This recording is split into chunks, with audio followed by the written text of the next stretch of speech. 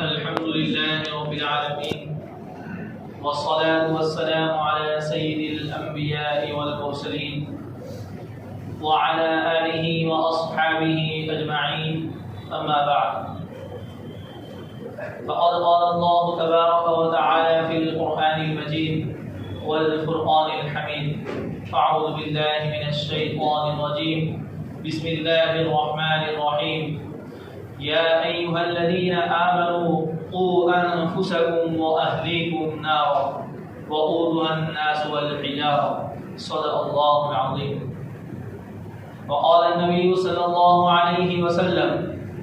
إذا مات الإنسان انقطع عنه عمله إلا من ثلاثة: إلا من صدقة جارية أو علم ينتفع به أو ولد صالح يدعو له، صدق الله العظيم وصدق رسوله النبي الكريم، ونحن على ذلك لمن الشاهدين والشاكرين، أما بعد. محترم عزیز اور بزرگوں، جو آیت کریمہ میں نے خطبے میں آپ حضرات کے سامنے تلاوت کی ہے، اللہ تبارک و تعالی نے اس میں ہمیں مختلف پیغام دیے ہیں. اس میں سب سے اہم پیغام یہ ہے کہ اس دنیا کی زندگی میں اللہ تبارک و تعالی نے ہمیں بحیثیت مسلمان ہونے کے صرف ہمارے لیے اتنا کافی نہیں ہے کہ ہم اپنی اصلاح کر لیں، بلکہ اللہ تبارک و تعالیٰ فرماتے ہیں: یا ایھا الذین آمنوا قوا انفسکم واہلیکم نارا، اے ایمان والو، تم اپنے آپ کو بھی اور اپنے اہل و عیال کو بھی جہنم کی آگ سے بچاؤ، اس لیے کہ اس کا جو ایندھن ہوگا وہ پتھر اور انسان ہوں گے. تو اس آیت کریمہ سے یہ پتہ چلا کہ اگر انسان اپنی ذات کے اندر صرف دینداری پیدا کر لے اور اپنے اہل و عیال کی، اپنے بیوی بچوں کی تربیت کی طرف دھیان اور توجہ نہ دے تو یہ اس کے لیے خسارے کا باعث بنے گا. اس لیے اللہ تبارک و تعالیٰ فرماتے ہیں کہ تنہا اپنی اصلاح کافی نہیں ہے، بلکہ اپنی اولاد کی اصلاح بھی ضروری ہے. ویسے دنیا کی زندگی کے اندر اللہ تبارک و تعالیٰ نے ہمیں بہت سی نعمتیں عطا کی ہیں، اور ہر نعمت اپنے ایک وقت تک باقی رہتی ہے اور وہ ختم ہو جاتی ہے. لیکن اولاد کی نعمت ایک ایسی نعمت ہے کہ اگر اس کی صحیح قدر کر لی جائے تو اللہ تبارک و تعالیٰ اس صحیح تربیت کی وجہ سے ہماری دنیا کی زندگی بھی بنا دیں گے اور اخروی زندگی بھی اللہ تبارک و تعالیٰ بڑے درجات کے ساتھ ہمیں عطا فرمائیں گے. اور جس اولاد کی تربیت کی جائے گی اللہ اس کی بھی دنیا کی زندگی کو آسان بنا دیں گے اور اخروی زندگی میں وہ ہمارے لیے کام آنے والے بنیں گے. اسی کو نبی کریم صلی اللہ علیہ وسلم نے ارشاد فرمایا: اذا مات الانسان انقطع عنہ عمله، جب انسان مر جاتا ہے، اس کا انتقال ہو جاتا ہے، تو اس کے جتنے اعمال ہیں وہ بھی ختم ہو جاتے ہیں. یہاں انسان کی آنکھ بند ہوئی، یہاں اس کا نامہ اعمال بند ہو جائے گا. لیکن تین چیزوں کو الگ کیا. نبی کریم صلی اللہ علیہ وسلم ارشاد فرماتے ہیں کہ انسان کے مرنے کے بعد بھی اس کے نامہ اعمال میں بطور ثواب کے تین چیزیں ایسی ہیں جو اضافہ کرتی رہے گی. پہلی چیز الا من صدقۃ جاریہ،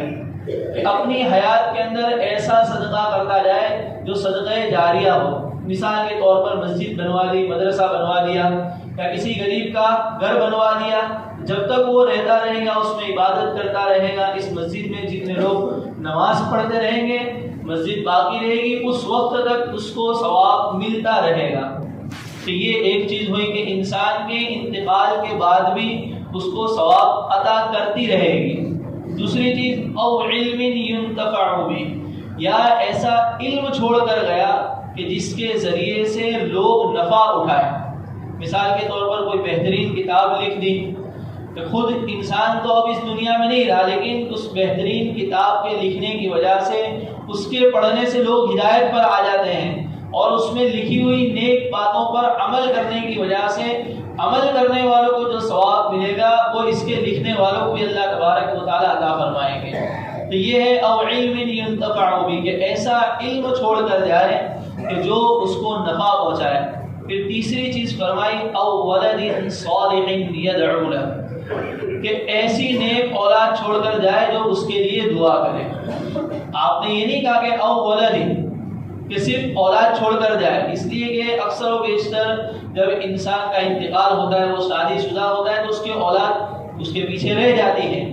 لیکن آپ نے یہ قید لگائی او ولد صالح،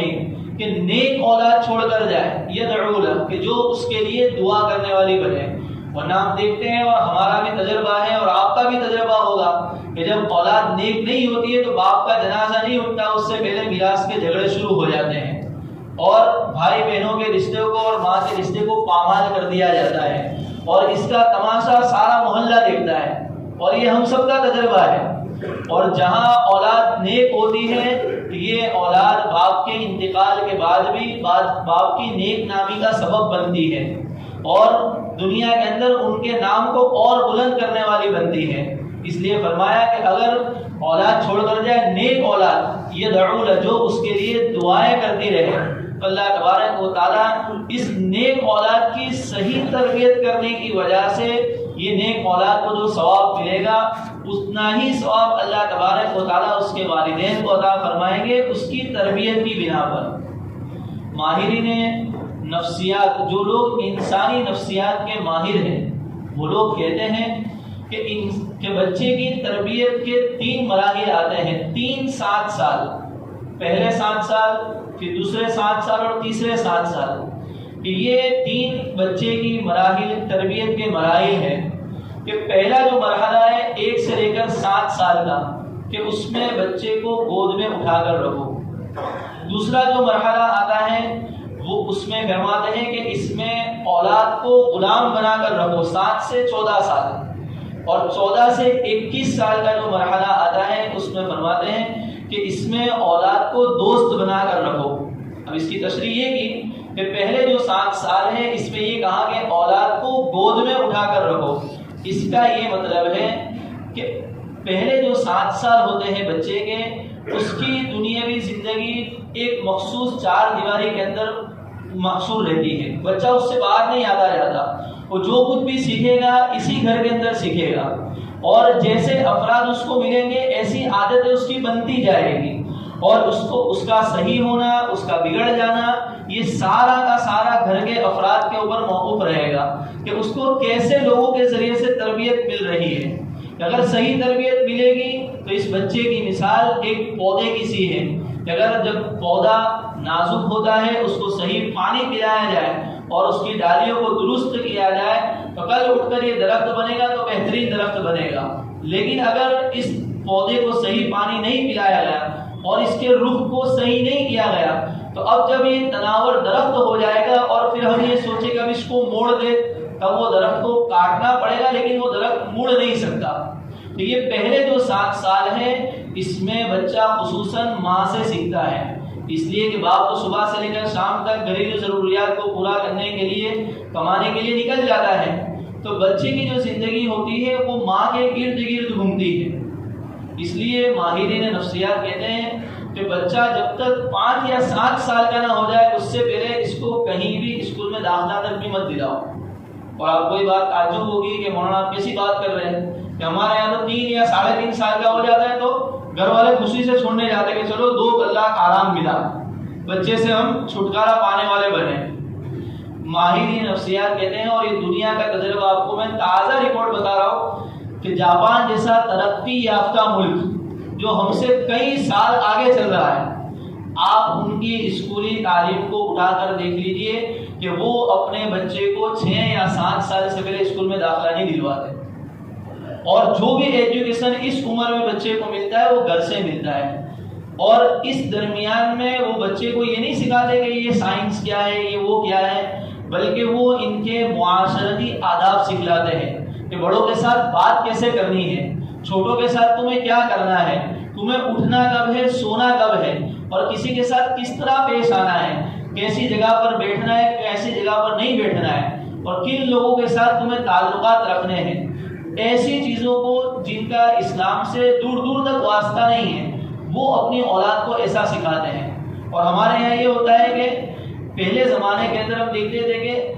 مائیں جو ہوتی تھی وہ اپنی ساری توجہات اپنی اولاد کی طرف کر دیتی تھی، اس لیے کہ ٹائم پاس کرنے کے لیے ان کے پاس کوئی دوسری چیز نہیں ہوتی تھی. وہ یہ سمجھتی تھی کہ یہ ہمارا سب کچھ ہے اور اپنا سارا وقت اولاد کی تربیت میں لگا دیتی تھی. لیکن آج دیکھیں کہ طرح طرح کی فیشن ہے، طرح طرح کے موبائل کے اندر اپنا وقت گزارنے کے لیے مائیں بھی چاہتی ہیں کہ 2 کلاک کہیں جائے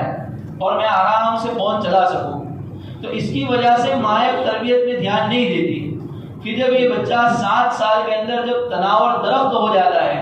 اور ہم یہ دیکھتے ہیں کہ جب وہی بچہ ہمارے سامنے گالی بولتا ہے تو گھر کے افراد ہنستے ہیں. یہ ہمارے محلوں کے تجربے میں بتا رہا ہوں، یہ کوئی آسمان کے اوپر کی باتیں نہیں ہے، بلکہ ہمارے محلوں میں ہوتا ہے. ہم دیکھتے ہیں ہمارے گھروں میں بھی ہوتا ہوگا کہ بچہ ڈانس کر رہا ہے تو سارا گھرانہ ہنستا ہے، کیا کتنا اچھا ڈانس کر رہا ہے. کسی کو گالی بول دی تو گھر والے مسکراتے ہیں، لیکن اس کو ٹوکتے نہیں ہے کہ یہ غلط کام ہے اور یہ کہتے ہیں کہ ابھی تو بچہ ہے، اس کو کیا سمجھ پڑتی ہے. یہ جملہ کہا جاتا ہے کہ ابھی تو یہ بچہ ہے، اسے کیا سمجھ پڑتی ہے، تو یہ کہہ کر چھوڑ دیا جاتا ہے. تو دیکھیے کہ جب بچے کی بولنے کی صلاحیت کم ہوتی ہے تو اس وقت یہ فطری نظام ہے کہ اس کی کیچ اپ کرنے کی صلاحیت زیادہ ہوتی ہے. تو بچہ بولتا کم ہے لیکن سیکھتا زیادہ ہے. تو وہ جیسے اپنے بڑوں کو دیکھے گا تو ایسا ہی سیکھے گا. اس لیے نبی کریم صلی اللہ علیہ وسلم نے نماز کے متعلق کیا ارشاد فرمایا کہ اپنے گھروں کو قبرستان مت بناؤ، اپنے گھروں کو قبرستان مت بناؤ. محدثین نے اس حدیث کی تفسیر میں، اس کی تشریح میں لکھا ہے کہ یہ اس وجہ سے بھی بیان فرمایا کہ اگر مرد حضرات اپنی ساری سنت اور نفل مسجد میں پڑھ دیں گے تو بچہ کبھی دیکھ ہی نہیں پائے گا کہ باپ نماز پڑھ بھی رہا ہے یا نہیں. تو یہ اولاد کی تربیت کے لیے گھروں میں سنت پڑھنے کو کہا گیا کہ گھروں میں سنتیں پڑھو، نفل پڑھو، کہ بچہ دیکھے گا کہ ہاں والد ہمارے والد عبادت میں مشغول ہے تو بچہ نقل کرے گا. نقل کرنے کے بعد وہ چیز اس کی عادت بنے گی اور پھر وہی عادت کر اٹھ کر اس کی عبادت بن جائے گی. تو یہ اس لیے بھی فرمایا گیا. شیخ سعدی رحمۃ اللہ علیہ فرماتے ہیں کہ چون ہر اول معمار کج تا سریا می روت دیوار کج، کہ جب مزدور جب دیوار بنانے کے لیے شروعات کرتا ہے تو اس میں جو پہلی اینٹ رکھی جاتی ہے اگر وہ اینٹ ٹیڑھی رکھ دی جائے تو فرماتے ہیں کہ تا سریا می روت دیوار کج، اگر سریا ستارے تک بھی وہ دیوار پہنچ جائے گی تو ٹیڑھی ہی بنے گی، وہ بعد میں پلاسٹر میں بھی سیدھی ہونے والی نہیں ہے، اس لیے کہ اس کی پہلی اینٹ ٹیڑھی رکھی گئی ہے. اس لیے اب یہ سوچے کہ یہ بعد میں بڑا ہو کر سدھر جائے گا تو ایسا مشکل ہے، اور یہ سوچنا ہمارا ایک نادانی والا خیال ہے. اسی لیے علامہ رومی رحمۃ اللہ علیہ فرماتے ہیں کہ بہت پیاری مثال بیان فرمائی کہ تاتوانی شو دور از یار بد بدتر از مارے بد، کہ جتنا ہو سکے اپنی اولاد کو بری صحبتوں سے دور رکھو، اس لیے کہ بری صحبت یہ کالے ناگ سے بھی زیادہ بری ہے. مولانا روم فرماتے ہیں کہ اس لیے کہ جب ایک کالا ناگ انسان کو ڈسے گا تو وہ اس کی جان لے کر جائے گا، لیکن جب بری صحبت ڈسے گی تو ایمان تک لے کر چلی جائے گی. اور پھر ہم دیکھتے ہیں ہمارا تجربہ ہوتا ہے کہ 17-18 سال کے ہمارے بچے نشیڑی بن گئے کہ ڈرگس کیا چیز ہے، کیا ہے، یہ ساری چیزیں انہیں پتہ ہے جن کے بڑوں کو بھی پتہ نہیں ہے. تو یہ چیزیں کہاں سے آئی؟ یہ ان کی صحبتوں کا اثر ہے. یہ اس وجہ سے شیخ سعدی فرماتے کہ میں ایک مرتبہ حمام میں نہانے کے لیے گیا تو میں نے مٹی کو اٹھایا تو اس مٹی کے اندر سے خوشبو آنے لگی. تو میں نے مٹی سے سوال کیا کہ تو اپنی ذات کے اعتبار سے مٹی ہے، تیرے میں یہ کمال کیسے پیدا ہو گیا کہ تیرے اندر خوشبو آنے لگ گئی؟ تو مٹی نے زبان حال سے جواب دیا کہ من دانم کہ من خاک ہستم، کہ میں جانتی ہوں کہ میں مٹی ہوں، لیکن جمال ہم نشی درمن اثر کرد، لیکن جس کی میں نے صحبت پائی ہے اس کا اثر میرے اندر آ گیا کہ میں نے اپنی صحبت کچھ دن میں نے پھولوں کی صحبت میں گزارے کہ جہاں باغیچہ ہوتا ہے میں اس باغیچے کی مٹی ہوں، کہ کچھ دن میں باغیچے میں رہ کر آئی تو ان پھولوں کی جو خوشبو تھی وہ میرے اندر بھی سرایت کر گئی. تو انسان جب نیک صحبت کو اختیار کرتا ہے تو اس نیک اعمال کی عادتیں اس صحبت اختیار کرنے والے کے اندر بھی آتی ہے. تو ہمیں یہ توجہ دینے کی ضرورت ہے. اور آج کا جو زمانہ ہے یہ ہمارے لیے 2 چیلنج لے کر آیا ہے کہ ہمیں اپنی بھی ایمان کی حفاظت کرنی ہے اور اپنی اولاد کی بھی ایمان کی حفاظت کرنی ہے۔ مولانا ابرار الحق صاحب رحمۃ اللہ علیہ فرمایا کرتے تھے کہ جب پہلے لوگ کیا کرتے تھے کہ ہماری نسلوں کے ایمان کا کیا ہوگا، لیکن اب دور ایسا آ گیا ہے کہ اب تو اصلوں کی بھی ایمان کے لالے پڑے ہوئے ہیں کہ ہم بھی نہیں کہہ سکتے کہ ہمارے ایمان کا کیا ہوگا۔ نئے فتنے روزانہ وجود میں آ رہے ہیں، تو اگر ہم نے ہماری صحیح تربیت نہیں کی تو اولاد کی صحیح تربیت کیسے کر پائیں گے؟ اور یہ بھی ماہر نفسیات نے لکھا ہے کہ بچوں کو جو چیز زیادہ اثر انداز کرتی ہے وہ ماں باپ کے قول اور ان کا بولنا اثر انداز نہیں کرتا، بلکہ ان کا کرنا یہ زیادہ اثر انداز کرتا ہے۔ آپ بچے کو کہو کہ نماز پڑھ، قرآن کی تلاوت کر، وہ اتنا اثر نہیں کرے گا۔ باپ خود نماز پڑھے گا، ماں خود نماز پڑھے گی، گھر کے اندر سب تلاوت کی پابندی کریں گے تو بچہ خود بخود قرآن لے کر بیٹھ جائے گا، کہنے کی بھی ضرورت نہیں پڑے گی۔ تو اگر ہم خود نماز نہیں پڑھتے، ہم خود تلاوت نہیں کرتے اور پھر ہم یہ سوچے کہ ہمارا بچہ علامہ غزالی بن کر نکلے، تو یہ ہماری ناقص خیالی ہے۔ پھر یہ نہیں ہو سکتا کہ ہم خود تو آرام سے پڑھ رہے ہیں اور یہ سوچے کہ ہمارا بچہ بہت نیک بنے گا۔ آپ جیسے ہوں گے ایسا بنے گا یا اس سے بھی آگے نکلے گا، اس لیے کہ زمانہ ترقی والا ہے۔ تو یہ جو چیزیں ہیں یہ ہماری زندگیوں کے اندر ہمیں لانی ہے۔ ہم انسان کی مثال درخت کی سی ہے کہ جس کے اندر تبدیلی آتی رہتی ہے۔ انسان پہاڑ کی طرح نہیں ہے کہ جیسے برسوں سے ایک جگہ جمع ہوا ہے تو ایسا ہی رہے گا، بلکہ انسانی زندگی کی مثال تو پہاڑ کی سی ہے کہ کچھ موسم کے اندر اس کے پتے گر بھی جاتے ہیں، کچھ موسم میں نئے پتے بھی آتے ہیں اور کچھ موسم میں وہ پھل بھی دینے لگتا ہے۔ تو ایسے ہی ہم اپنے آپ کو اگر صرف عبادت میں لگا دیں اور یہ سوچے کہ میں تو عبادت کرنے والا ہوں، تو یہ اتنا کافی نہیں ہے۔ اس لیے کہ اگر ہم نے صحیح عبادت کر لی اور اپنی اولاد کو ایک نیک انسان بنا دیا تو اس نیک انسان بنانے کا سلا یہ ملے گا کہ آپ کے گھرانے کو بھی ایک اچھا فرد مل جائے گا، آپ کے معاشرے کو ایک اچھا فرد ملے گا اور بحیثیت امت مسلمہ کے ایک اچھا انسان اس امت کے اندر آ جائے گا۔ اور یہ جتنے نیک کام کرے گا اور اس کی وجہ سے جتنے لوگ راست پر آئیں گے یہ تمام کے لیے ثواب جاریہ بنے گا اور اس کا سارا ثواب آپ کو ملے گا۔ اور اگر صحیح تربیت نہیں کی گئی تو اگر ایک خاندان کے اندر صرف ایک فرد نالائق نکلتا ہے اور وہ بدتمیز ہوتا ہے تو سارے خاندان کی رسوائی کا ذریعہ بنتا ہے۔ اور یہ ہم دیکھتے بھی ہیں کہ سارا گھرانہ نیک ہوتا ہے لیکن ایک فرد ایسا ہوتا ہے کہ ان کی ساری اچھائیوں پر پانی پھیر دیتا ہے، یہ اس وجہ سے کہ صحیح تربیت نہیں کی گئی۔ تو یہ تو میں صرف پہلے ہی 7 سال پر بیان کر رہا تھا، ورنہ اگر اس پر بیان جتنا کیا جائے یہ اتنا طویل موضوع ہے، اس کو اتنے مختصر سے اوقات میں سمیٹنا بہت مشکل ہے۔ اس لیے جو پہلے 7 سال ہیں اس میں ہم خود بھی توجہ دیں اور اپنی بیویوں کو توجہ دلائیں کہ اس معاملے میں ذرہ برابر ڈھیل نہ چھوڑی جائے، اس لیے کہ ہم جیسا کریں گے بچہ ایسا ہی سیکھے گا۔ اس لیے ہماری ذمہ داری ہے، قرآن کے روح سے میں نے آپ کو سمجھایا کہ یا ایھا الذین آمنوا قوا انفسکم واہلیکم نارا، کہ تم خود بھی جہنم کی آگ سے بچو اور اپنے اہل و عیال کو بھی جہنم کی آگ سے بچاؤ۔ اس لیے کہ اللہ تبارک و تعالیٰ نے یہ جو اولاد ہمیں دی ہے یہ نعمت بھی ہے اور ہر نعمت کے متعلق پوچھا جائے گا۔ کلکم راع وکلکم مسئول عن رعیتہ، کہ تم میں سے ہر شخص ذمہ دار ہے اور ہر ایک کو اس کی ذمہ داری کے متعلق پوچھا جائے گا۔ تو اللہ نے یہ اولاد جو دی ہے تو اللہ تبارک و تعالیٰ کل اٹھ کر اس کا بھی حساب لیں گے کہ ہم نے جو اولاد دی تھی اس کی صحیح تربیت کی یا نہیں کی۔ یہ آخری بات کہہ کر ختم کرتا ہوں کہ اولاد کی تربیت کے اندر فکر ہمیں انبیاء جیسی ہونی چاہیے۔ قرآن کریم نے حضرت یعقوب علیہ السلام کے مرض الوفات کے الفاظ کو ذکر کیا، اذ حضر یعقوب الموت اذ قال لبنیہ ما تعبدون من بعدی، کہ یعقوب علیہ السلام کے جب انتقال کا وقت قریب آیا تو اپنے بیٹوں کو بلایا اور کیا سوال کیا، ما تعبدون من بعدی، کہ میرے بعد تم کس کی عبادت کرو گے۔ آپ اندازہ لگائیے کہ کون سوال کر رہا ہے اور کس سے سوال کیا جا رہا ہے۔ یعقوب علیہ السلام سوال کر رہے جو خود بڑے نبی ہیں، اور سوال بھی کس سے؟ یوسف علیہ السلام اور ان کے بھائیوں سے۔ آپ اندازہ لگائیے کہ بیٹا خود نبی، باپ بھی نبی، ان کے دادا اسحاق علیہ السلام وہ بھی نبی، اور دادا ابراہیم علیہ السلام وہ بھی نبی، خاندان میں نبوت چلی آ رہی ہے، لیکن اس کے باوجود سوال انتقال کے وقت باپ کی زبان سے کیا نکل رہا ہے؟ ما تعبدون من بعدی، کہ میرے انتقال کے بعد تم کس کی عبادت کرو گے۔ قالوا نعبد الہک والہ آبائک ابراہیم واسماعیل واسحاق الہا واحدا. تو بیٹوں نے جواب دیا کہ ہم انہی کی عبادت کریں گے جن کے ہمارے آبا و اجداد نے عبادت کی، یعنی ایک پروردگار کی ہم عبادت کریں گے. تب جا کر انہیں سکون ملا.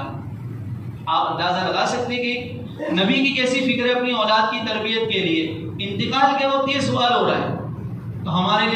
لیے تو کتنے پاپڑ بیلنے کی ضرورت ہے کہ ہمارے خود تربیت کے ٹھکانے نہیں ہیں. تو اگر ہم خود درست نہیں ہوں گے، ہم نے اپنی زندگیوں کو صحیح راہ پر نہیں ڈالا. یہ رمضان گئے کچھ ہی دن گزرے ہیں، ہر شخص اپنی ذات کا جائزہ لے لے کہ وقت تو آج بھی مل رہا ہے عبادت کرنے کا، لیکن ہم کتنا اپنے آپ کو فارغ کر پا رہے ہیں. اور تنہا صرف نماز کا ہی حساب کر لے کہ ہم کتنا آ رہے ہیں. مسجدیں بھری پڑی تھی، آج مسجدیں خالی ہو گئی ہے. ایسا لگتا ہے کہ یہ رمضانی مسلمان ہیں ہم لوگ، کہ ایک چاند دیکھ کر عبادت شروع کر دیں اور ایک چاند دیکھ کر عبادت ختم ہو جاتی ہے. اللہ تبارک و تعالی ہم تمام کی اس سے حفاظت فرمائے، کہنے سننے سے زیادہ عمل کی توفیق عطا فرمائے. آمین. وآخر دعوانا الحمدللہ رب العالمین.